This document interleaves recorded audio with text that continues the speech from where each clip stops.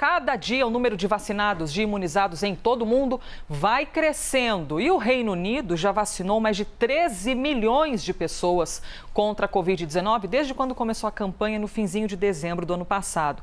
Apesar desse início que foi adiantado em relação a outros lugares, inclusive ao próprio Brasil, o país está entre os que mais enfrentam novos casos do coronavírus no mundo. Isso segundo a própria Organização Mundial da Saúde. E ainda tem de lidar com a tal da variação do vírus. Bom, nós vamos tentar entender melhor o que está acontecendo no Reino Unido, as perspectivas da Covid por lá. Para isso, nós convidamos para conversar com a gente o Dr. Ricardo Petracco, que é cardiologista, professor do Imperial College de Londres, uma das universidades britânicas mais respeitadas, das universidades do mundo mais respeitadas. Doutor, queria que o senhor nos falasse se a perspectiva aí no Reino Unido era de que a campanha de vacinação já tivesse provocado algum efeito no volume de casos de Covid-19, no volume de pessoas infectadas e pessoas mortas pela doença. Um bom dia para o senhor e obrigado pela entrevista.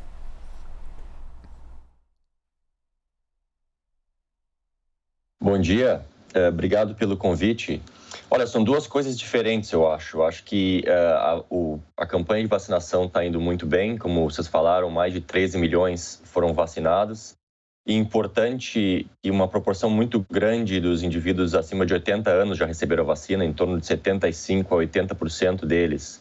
Foi uma estratégia adotada meio que de última hora pelo governo, de dar uma dose da vacina para todos os indivíduos primeiro, espaçando um pouco mais o espaço entre a primeira e a segunda dose. Como no meu caso, por exemplo, eu recebi uma dose só até agora, no final de dezembro. E o objetivo é exatamente esse, é atingir o maior número de vulneráveis possíveis com uma dose. É claro que o efeito disso a gente só vai ver provavelmente semanas ou meses depois de uma proporção grande desses indivíduos serem vacinados. Então, a gente está começando a vacinar agora os acima de 70 anos, que são vulneráveis também.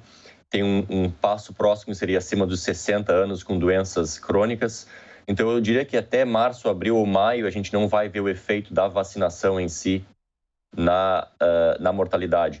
Mas mesmo assim, o que a gente está vendo agora passamos o pico, eu acho, dessa segunda onda, pelo que a gente consegue observar no hospital aqui, o número de mortes está caindo, o número de admissão em unidade de tratamento intensivo está caindo.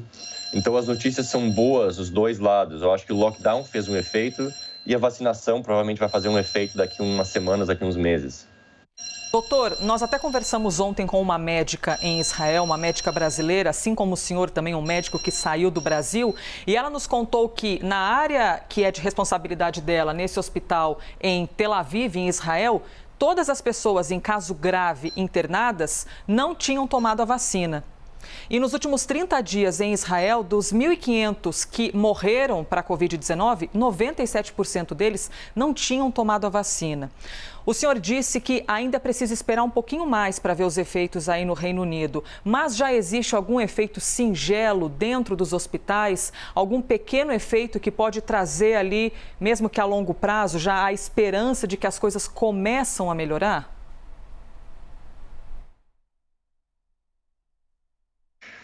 A gente não tem nenhum dado oficial, pelo menos que eu saiba, e a gente tem que ter muito cuidado com esses dados que vêm imediatamente depois da vacinação, porque muitos indivíduos recebem a vacina e naquele período entre ser vacinado e ter a imunidade que vem da vacina, eles podem pegar a doença.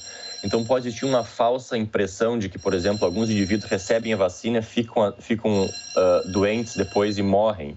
Então, para a gente realmente ver o efeito da vacinação na população, a gente tem que esperar que uma proporção muito grande dos indivíduos vulneráveis sejam vacinados e dar algumas semanas para o corpo do indivíduo conseguir fazer a resposta imunológica suficiente. As notícias de Israel são bastante animadoras, mas eu acho que a gente não pode também dar um passo maior que a perna. Eu acho que a gente tem que ter calma e sensatez nessa hora de continuar o programa de vacinação, mas ao mesmo tempo não trocar e não mudar o comportamento da população, que é de cuidados, uso de máscara e distanciamento social. Que a mensagem tem que ser essa, repetitiva, até chata, mas é muito importante que a gente continue se comportando da mesma maneira. E uma mensagem talvez mais importante ainda é para os indivíduos não escolherem vacina, é tomar a vacina que estiver disponível o quanto antes possível, por maior número de pessoas possíveis. Doutor, como é que está a vida aí em Londres? Muitas restrições ainda?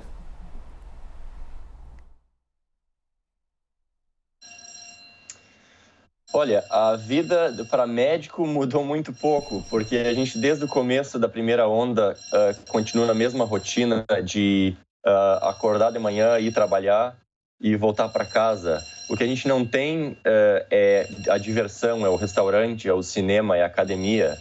Mas para as pessoas que ficam em casa, por exemplo, para as pessoas que estão estudando com os filhos em casa, minha esposa, por exemplo, essa vida mudou bastante.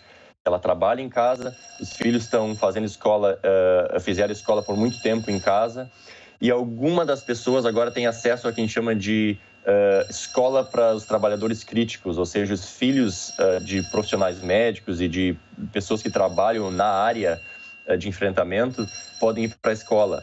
Então, a grande mudança, na verdade, foi para as crianças e para os pais que estão cuidando das crianças em casa.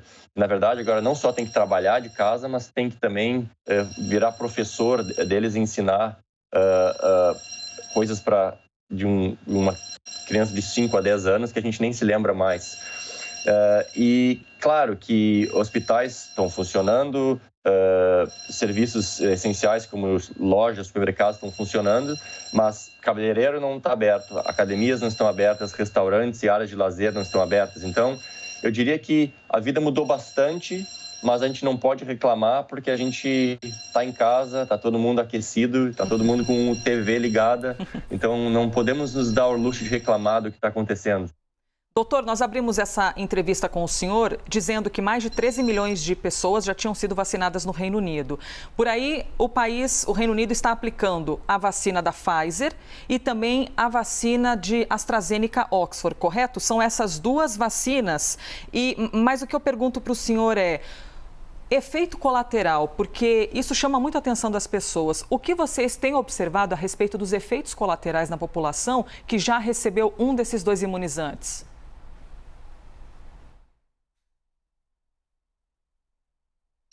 Muito boa pergunta, e a gente observou alguns efeitos colaterais relacionados à alergia moderada na vacina da Pfizer, que é uma alergia a um produto que faz parte da vacina, e a estratégia mudou, que se recomendou que pacientes com história de alergia grave não recebessem a vacina da Pfizer.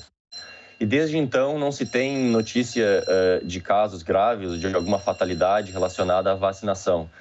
A vacina da Oxford parece ter uma resposta imunológica que não causa alergia tão grande quanto a da Pfizer. Então, eu não ouvi falar de nenhuma resposta alérgica grave à vacina da Oxford.